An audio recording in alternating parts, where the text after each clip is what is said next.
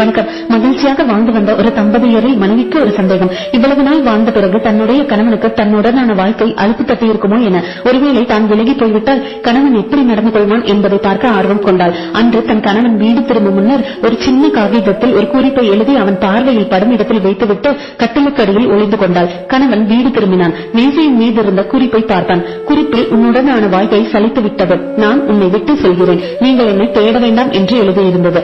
குறிப்பை படித்தவன் குறிப்பின் பின்புறத்தில் ஏதோ கிறுக்கிவிட்டு தன் கைபேசியை எடுத்து பேசினான். கடைசியாக அவள் போய்விட்டாள். நமக்கு இருந்த ஒரு தடவை நீங்கிவிட்டது. நான் உன்னை சந்திக்க வருகிறேன், தயாராய் இரு சொல்லிக்கொண்டே கதவை சாட்டிவிட்டு வெளியேறினான். அழுது கொண்டே கட்டலுக்கு அடியிலிருந்து வெளியே வந்தவள் குறிப்பின் பின்னால் அவன் என்ன எழுதினான் என்று பார்க்க குறிப்பை எடுத்து படித்தாள். ஏ பைத்தியம், நீ கட்டலுக்கு அடியில ஒளிஞ்சிருக்கிறத பார்த்துட்டேன். எனக்கு பசிக்குது, கடைக்கு போய் பிரெட் வாங்கிட்டு வந்துடுறேன். பிரெட் ஆம்லேட் போட்டு சாப்பிட போறேன். உனக்கு ஏதாவது வேணும்னா எனக்கு போன் பண்ணு. உன்னை இந்த உலகத்திலே எதையும் விட அதிகமாக நேசிக்கிறேன்.